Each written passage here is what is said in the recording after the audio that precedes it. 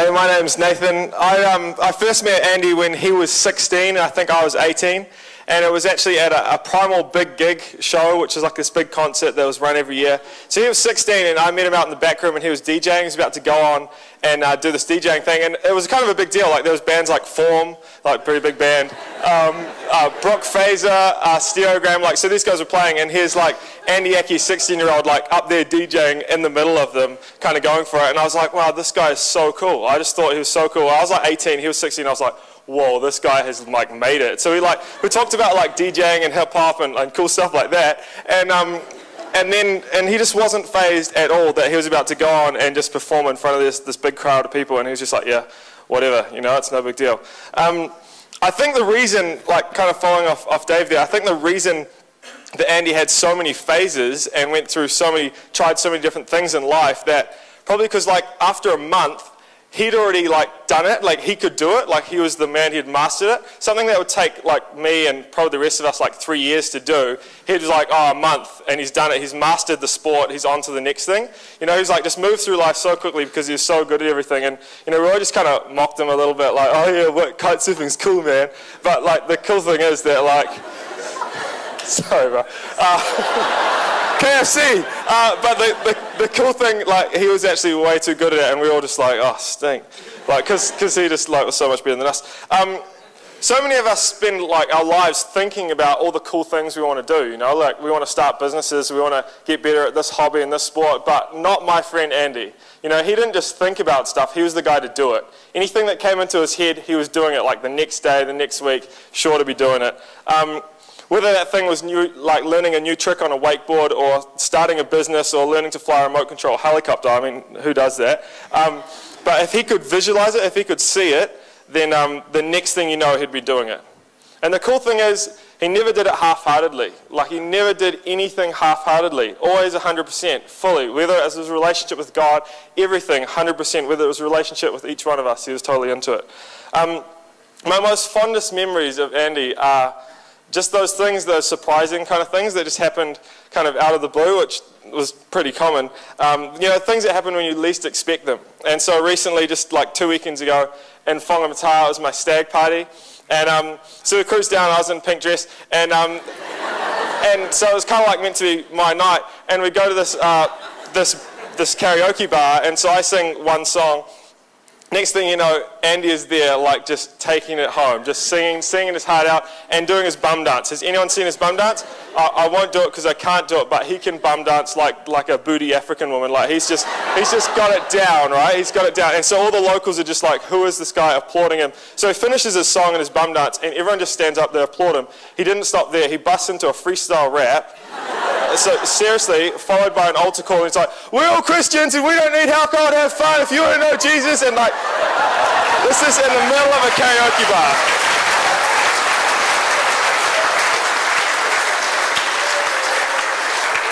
Seriously, like the middle of a karaoke bar, so the guy that's running the karaoke just down volumes and he just keeps going, and we were just sitting there fully shocked.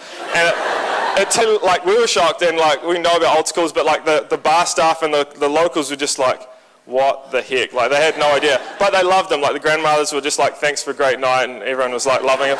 He like definitely had a way with the ladies, no matter how old they were. But the coolest thing, seriously, the coolest thing about my friend Andy, or Azzle Dazzle as we kind of called each other, is that no matter who you are or where you were, what you're doing, he made you feel like you're just the best person in the world. Like no matter what, like each one of us has kind of got this thing with him where to us it felt like we were just the most important person in his life when we were around him. And that's something that I'll never forget. You know, the thing about Andy is that fun times are never going to be as fun as they were with Andy Aky. So yeah, that's me.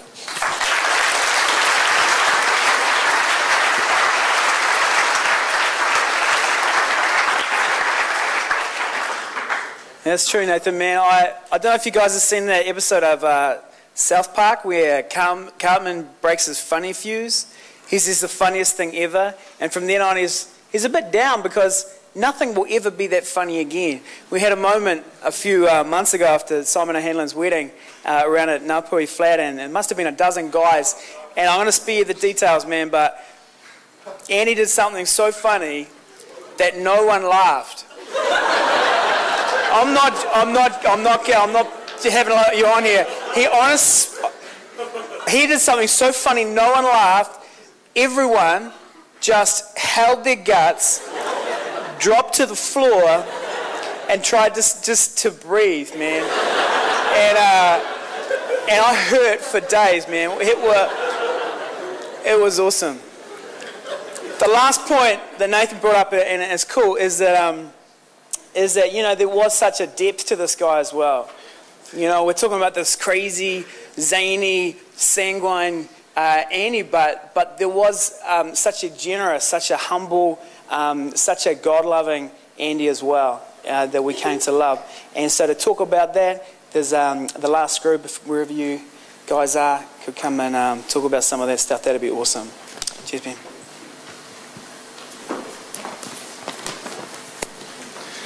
Hey there, my name's Ben Harper.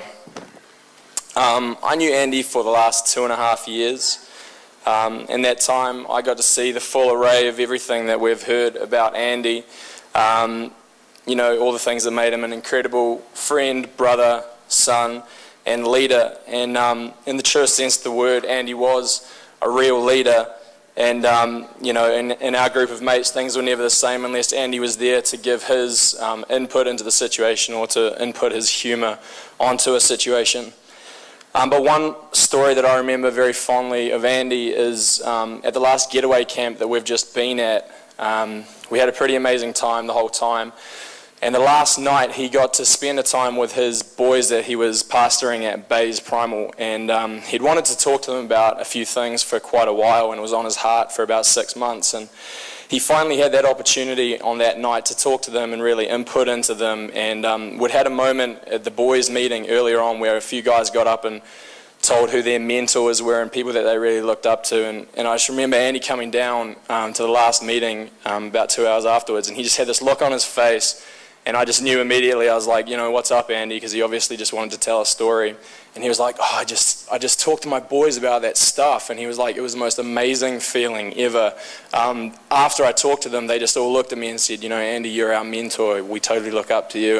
And you're that guy in our life that we look to the most. And we just thank you for all the stuff that you've done for the last 6 months. And he just said to me, you know, that was the first time that he went from just being a guy hanging out and influencing people to being a pastor and really inputting into these people's lives. And I know that was something that he held very dear to his heart. And the thing with that is, you know, you look back and he just did that to everybody all the time. No matter if we were his boys that he was doing it for or whether it was just his mates, he totally inputted into us and grew our faith and encouraged us in God so continually through his illness. And he was just a phenomenal guy and an absolute leader, and he's left a legacy for us to live life to the full and to love God with all our hearts. So that's how I'll always remember Andy. I'll remember all the crazy times too, but he was just such a deep, awesome guy. So yeah. Oh. Google Earth. Everyone's like, you can see your house. You can see your house. But who cares? You just walk outside your house and you've got a better view. Why is it a big deal? Because you're seeing it from a satellite.